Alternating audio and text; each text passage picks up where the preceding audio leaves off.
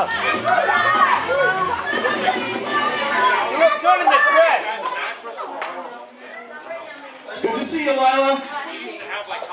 Lylah sucks. Lylah sucks. Lylah sucks. Come on, guys. So, as you guys can see, I'm injured right now. The last time I was here at TCW, I faced Lylah Osaka for my TCW Women's Championship, and I lost.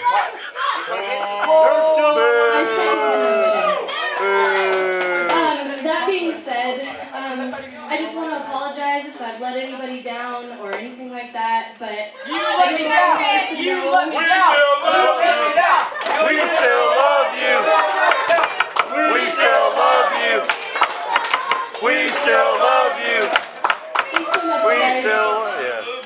I just want you guys to know that I'm hoping to be cleared by June 18th and be back in action.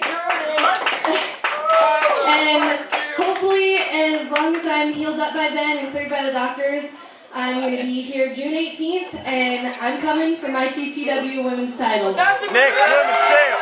Next Women's Champ! Next Women's Champ! Next Women's Champ! Next Women's Champ! Uh-oh. Thank you, guys.